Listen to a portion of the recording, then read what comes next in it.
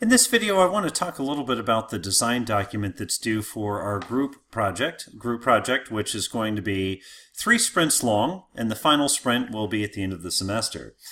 So first of all, keeping in the idea with Agile, it doesn't need to be a tremendously long document. It just has to contain the bare requirements. As a matter of fact, let's look at those requirements. When I go to the assignments tab in Blackboard, I see, okay, group project design document, we need an introduction, a storyboard. We have a video in our learning module that talks about how to do a storyboard. Functional requirements, we have as a user, I want blank so that I can blank, and then a series of given when thens. We have a video that talks about that. Class diagram description, that's the video where we did Argo UML. And then a Scrummy link, we had a video about that as well, how to set up a Scrummy board. GitHub is the only video we haven't done yet, but that comes next week. I'm going to ask the product owner, Scrum Master, GitHub administrator, that should all be one person. I'm going to ask that person to at least just create a GitHub link for the design document. You might want to read a little bit into our learning module where we talk about GitHub. All I'm asking is you set up the link the first time. And also, that's the person who should create an Android Studio project and push it up to that GitHub link. Nobody else should create the project from scratch. Everybody else on the team should just clone that project down into Android Studio. The risk is, if you have a project of 3, a group of 3, all 3 try to create a new Android Studio project and push it, GitHub doesn't realize, it realizes they're 3 separate projects and it has trouble merging.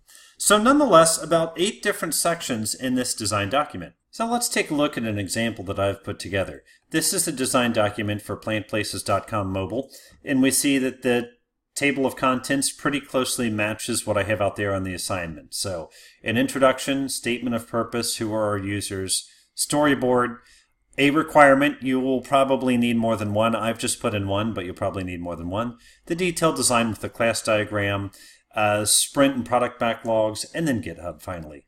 So we start with an introduction. It just talks a little bit about what our application is. Here's what I recommend for the introduction.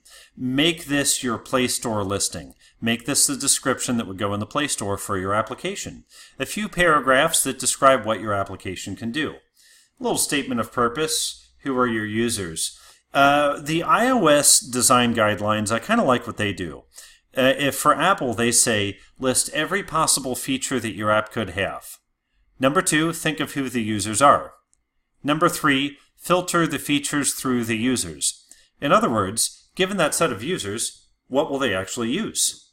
Okay, that's what you want to put in your app. Be careful not to over-feature your application. The purpose of doing this design document early is just so that I can help you out. I'm not going to take this and look at your final product and say you failed to do this, this, and this. It's not that at all.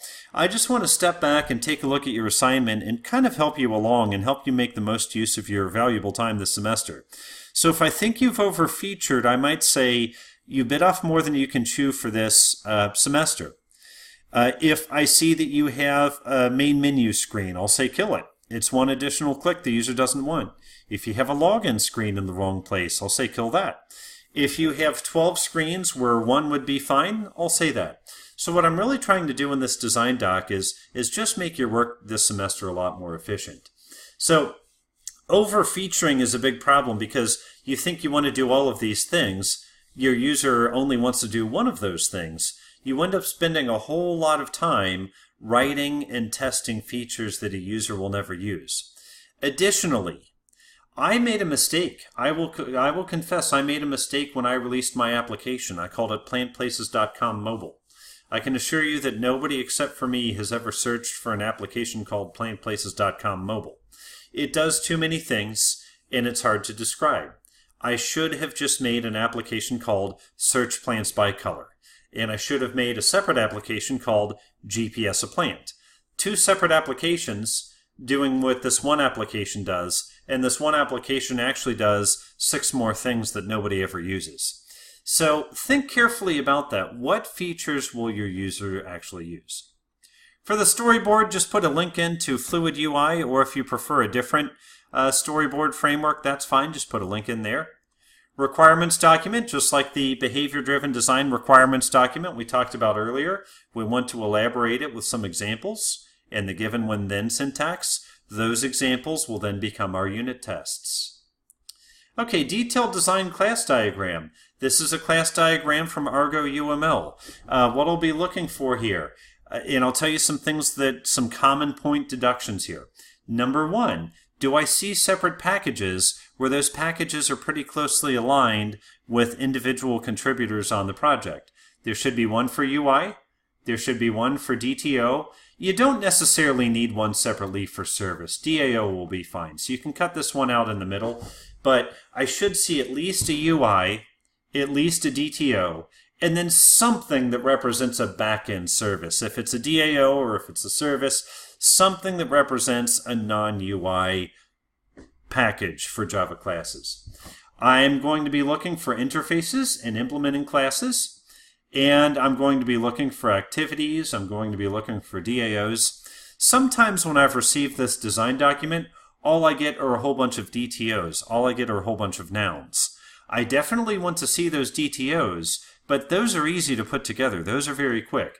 What I really want to make sure is that everybody in the assignment has some behavior classes as well, and everybody in the assignment knows what he or she should be doing on day one. That's the real test of this design document. If I were to join your group, would I know what to start working on? If not, then I will definitely say that, and that will probably be reflected in the grade as well. The design document should get your group off to a good start, and everybody should know this is what I'm working on right now. A description, just 1 or 2 lines for each of those classes up above. Doesn't have to be very verbose. Just give me one bullet point that says what's the purpose of each of those classes above. Now for the sprint and product backlogs, you don't have to list them out separately, but you do need to list them, but putting them out on a Scrummy board is just fine. And I have here a Scrummy board that I used in a previous semester. So, first of all, on the left here, we have features. This is essentially our product backlog. Now be careful, these should be features that a user can understand, like search for plants. Environment setup is kind of a one-off, but search for plants, search by color, GPS a plant. They should be features that are not technical. You shouldn't have things like write the UI screens or design the database. That is not a story. That's a technical task, it's not a story. Now it's a sprint task, but it's not a story. Stories are our product backlog. These are the things that the user is going to understand. The sprint tasks over here on the right are the technical details that we need to implement those features.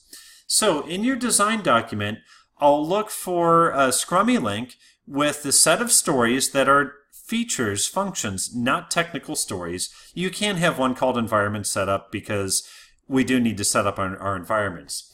But I'm looking for several sprints worth of stories, more than what you would do in just one sprint.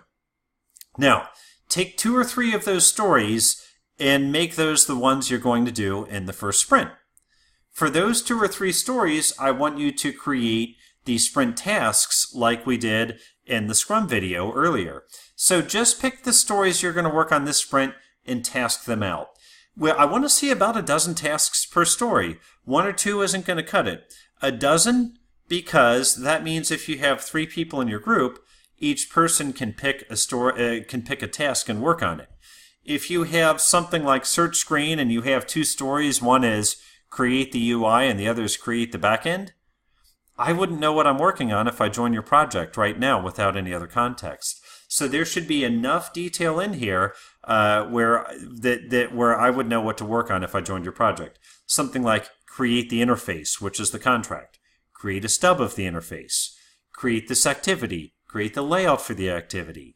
Wire up the buttons for that activity. Things at that level, the kind of 2-hour to 2-day mark. Things at that level, that's what we want to do.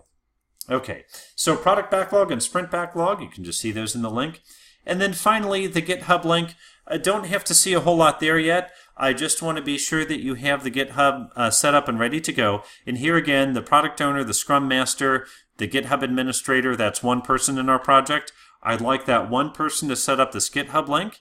And then, doesn't have to be right now, but eventually that one person should create an Android Studio project, push it out to that GitHub, and then tell everybody else to clone down that project so we're all working on the same project. So that's our design document. That's what I want to see in it. I look forward to seeing what you have, and I'll certainly give it very thorough feedback. Thank you.